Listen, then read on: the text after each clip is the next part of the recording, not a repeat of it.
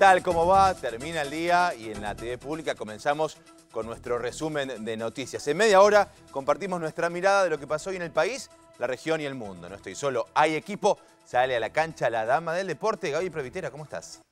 Muy buenas noches, Pablo. Se ha cerrado la jornada número 17 del fútbol argentino de Primera División y estaremos repasando los goles de los 3 partidos. Nos gusta y nos interesa hablar de política y por eso lo tenemos a él. Fabián Rodríguez, Conu querido, te extrañábamos. Hablamos, por supuesto, del resultado de esta segunda vuelta.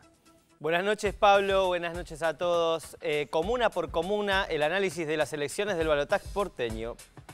Eso en un rato y ahora sí nos vamos a Estados Unidos porque después de 54 años el gobierno cubano reabrió una embajada en los Estados Unidos. Por su parte, el gobierno norteamericano anunció oficialmente el restablecimiento de las relaciones diplomáticas y anunció para el próximo 14 de agosto lo propio, abrir su embajada en La Habana. La gran pregunta es cuánto falta para que Estados Unidos levante el criminal bloqueo que sostiene contra el pueblo cubano. En la casa con el número 2630 de la calle 16 de Washington se izó nuevamente la bandera de Cuba, la misma que fue retirada hace medio siglo. La bandera fue rescatada por Héctor García Soto, la persona a quien le tocó bajarla, bisnieto del mayor Vicente García. La reapertura de las embajadas es solo el comienzo de la normalización de las relaciones entre Cuba y Estados Unidos. Hemos llegado aquí gracias a la conducción firme y sabia del líder histórico de la Revolución Cubana, Fidel Castro Ruz, a cuyas ideas siempre guardaremos lealtad suprema. This is the first visit to the Department of State by a Cuban foreign minister since 1958. And today marks as well the resumption of normal diplomatic ties between our countries and the reopening of our embassies after a rupture that has lasted 54 years.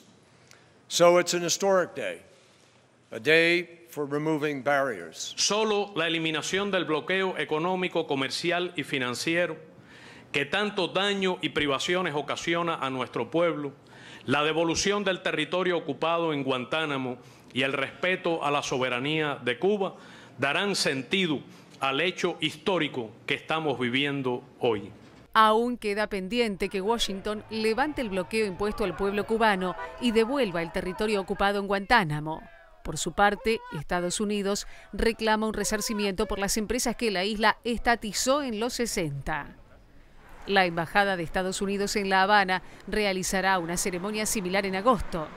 Kerry será el primer secretario de Estado norteamericano que pise Cuba desde los años 40. El diálogo entre Castro y Obama comenzó en diciembre de 2014.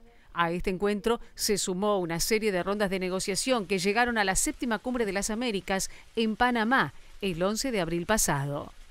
En mayo, el Departamento de Estado retiró a Cuba de su lista de estados patrocinadores del terrorismo. El 20 de julio de 2015 será recordado y quedará en la historia de dos países que encaran una nueva relación a través del diálogo. Se cerrará el capítulo de 50 años de Guerra Fría en el continente americano. Qué bueno sería que finalmente se levante ese bloqueo que tantas penurias le ha traído y le trae al pueblo de Cuba. Volvemos a la Argentina, hablamos de la segunda vuelta de las elecciones porteñas. Tras el ajustado triunfo del PRO, Mauricio Macri cambió sensiblemente su discurso. Ahora dice que no privatizaría en caso de llegar a la presidencia ni Aerolíneas Argentinas ni YPF, cosa que había sostenido hasta el día de ayer. En relación a la asignación universal por hijo, dijo que sería importante que el Congreso la transformara en una ley, cosa que había ocurrido hacía pocos días. Todos tenemos derecho a vivir mejor.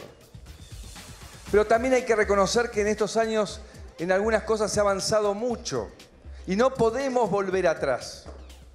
Por eso la asignación universal por hijo es un derecho, no es un regalo. Aerolíneas Argentinas seguirá siendo estatal, pero bien administrada.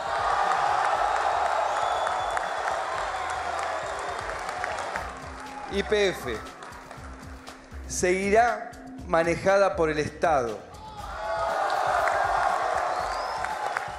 Esta YPF, nuestra YPF, va a liderar la recuperación de la soberanía energética que este gobierno perdió. Las jubilaciones seguirán en manos del ANSES, pero el ANSES no será más una herramienta para la política partidaria.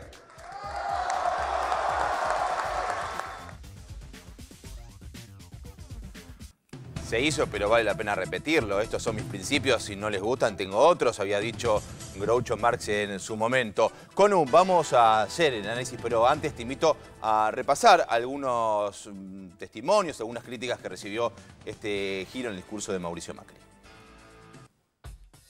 Fue notorio cómo cambió su discurso a partir de leer que la gente no quiere volver a los 90, la gente que votó en esta elección de la Ciudad de Buenos Aires pensaba en el país y por eso ahora se disfraza una vez más y quiere disimular su verdadera ideología tarde y aparte la gente no es tonta y sabe qué representa y a quiénes representa Mauricio Macri. Confirma lo que muchas veces hemos conversado, cuando se hacen alianzas en contra de, al poco tiempo de andar empiezan este tipo de contradicciones o un día sostiene una idea como votaron en contra de YPF o la recuperación de Aerolínea o la recuperación de AISA. Veníamos hablando aquí con Darío Díaz Pérez, cómo ha aumentado la cobertura de cloacas en Lanús del 30 al 70%. ¿Sabe por qué? Pues se recuperó AISA. ¿Sabe cómo votó el macrismo? En contra. Realmente cuando uno escuchaba ayer a Macri hablar de la asignación universal y de aerolíneas, pensé que era Recalde, que era Mariano, cuando no estaba mirando escuchaba el audio. Pero la verdad que sí, cómo ha cambiado, bien puesto el nombre Cambiemos entonces, porque hace un año y medio querían derogar todo y ahora quieren dejar todo, ¿no? Entonces creo que tienen que tener una visión más amplia y de repente cuando se acercan las elecciones, no, la asignación universal ahora está todo bien. Y hay que tiene que mejorarse. Creo que es una gran muestra de hipocresía y creo que la sociedad tiene que estar muy atenta a esas muestras de hipocresía porque mucho de lo que hemos recibido nosotros los ataques tiene que ver con la defensa de estas políticas en las que ahora por una mera cuestión de especulación electoral se quieren montar. Bueno, Conu, tiempo de sacar o hacer alguna reflexión. Es cierto que todos tenemos el derecho a replantear nuestras posiciones políticas o frente a la vida. Por vuestros focus group os reconoceré, se podría bromear y decir que esos cambios de estrategia por ahí responden a encuestas o miradas puestas en esas tareas de marketing. Es así, Pablo. Lo que hizo ayer Mauricio Macri fue lo que se llama comúnmente en política de estos días desperfilarse, desperfilar su candidatura, que si uno viene observando los discursos o el discurso en general del PRO de los últimos años, es lo que ha venido sucediendo con esta especie de apertura y esta modificación o este corrimiento del PRO de una fuerza de derecha, democrática, liberal, que no tiene nada de malo, por supuesto, asumirse en esa condición política, a una fuerza más de centro y por momentos hasta de centroizquierda, si uno escucha el discurso de algunos de sus candidatos o de algunos de sus dirigentes. El problema es que esto no sale gratis, no es gratuito en términos de resultados electorales. Y si no, por ejemplo, veamos lo que sucedió en el balotaje ayer con los votos de Horacio Rodríguez Larreta comparados con los votos que había sacado el propio Macri hace nada más que 4 años. Macri en 2011 sacó 1.086.900 votos y ayer Horacio Rodríguez Larreta 860.800 votos, es decir, 226.169 votos menos que los que había sacado el propio PRO en el balotaje de hace 4 años. Mismo en esta propia campaña de la Ciudad de Buenos Aires respecto de las PASO, respecto de la elección en la que compitieron Gabriela Michetti y Horacio Rodríguez Larreta, cuando juntos habían sacado 882.000 votos. Bueno, respecto de lo de ayer, de los 860.000 votos de ayer, son 21.600 votos nuevos. Es la única vez que pasó en las elecciones distritales que hemos visto este año, que una fuerza política saque menos votos en la elección de segundo término que lo que había sacado en las PASO. Fabián, lo cierto es que el PRO, sin Mauricio Macri, logra ganar. Claro, no es lo mismo ganar por ese margen tan estrecho que como lo que te decía cualquier funcionario o operador del PRO pensaban ganar por lo menos por 10 puntos. ¿Qué cambia en este escenario? Es una victoria, sin embargo, ¿no? Tiene que ver un poco también con el discurso de Macri de ayer. Macri ayer había preparado un discurso de lanzamiento de campaña previendo ese triunfo de 10 puntos que nunca llegó. En el medio ocurre esta sorpresa de una diferencia de apenas 3 puntos, incluso menor por momentos, entonces Macri se pone a improvisar. Macri empieza a ensayar un nuevo discurso y termina diciendo lo que dijo, entre otras cosas, además de pedir, por ejemplo, la asignación universal por hijo votada en el Congreso, cosa que había sucedido 5 días antes, una cosa insólita que pocas veces se ha visto. Se acerca un poco al discurso de Massa, esa idea de la ancha avenida del centro, no confrontar tanto.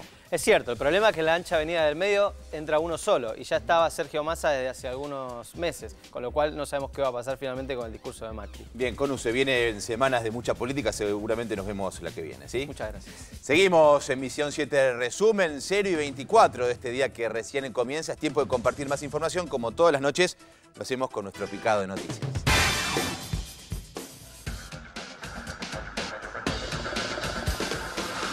Lustó dijo que votará a Sanz en las primarias. Lo adelantó horas después de finalizado el balotaje porteño, que lo ubicó a solo 3 puntos de diferencia con Larreta. El gobierno convocó al Consejo del Salario. En la reunión que se realizará mañana en el Ministerio de Trabajo, se definirá el nuevo piso salarial actualmente fijado en 4.716 pesos. Abogado de la Rural seguirá procesado. Se trata de Pablo Pierini, acusado de haber falsificado las firmas de 7 legisladores para permitir que una empresa vinculada a la sociedad rural construyera un complejo de entretenimientos en el predio ferial. El turismo invernal a full. El 24% de los viajeros eligió el interior de la provincia de Buenos Aires, el 15% el litoral y el 12% la costa atlántica. Otra negativa de Uruguay. El gobierno de Tabaré Vázquez rechazó que Argentina tome muestras de la planta ex Botnia para determinar si es contaminante. El paracaídas no se abrió. El accidente ocurrió en el club de planeadores de Trenquelauquen. El instructor y su alumno sufrieron golpes. La pista argentina del FIFA Gate. La justicia investiga vínculos entre las firmas, torneos y competencias Full Play y Datiza con la causa que involucra al banco HSBC.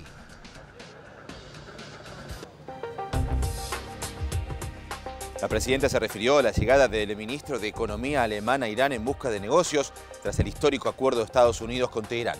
Cristina se expresó a través de la red social Twitter. Mediocridad e ignorancia de un lado, intereses ajenos por otro, explican mejor que nada por qué nos han pasado las cosas que nos han pasado. Mientras tanto, algunos siguen cantando boleros, otros siguen hablando bolazos y los de siempre viven haciendo negocios, escribió.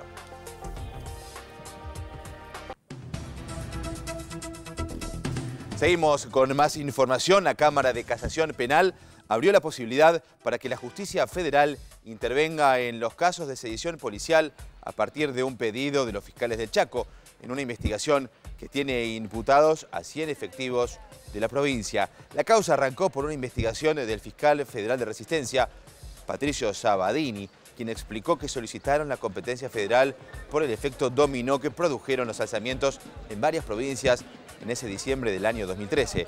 Si bien el fallo de casación no tiene efectos en otras jurisdicciones, sienta un precedente para otros casos que puedan llegar al Tribunal de Alzada.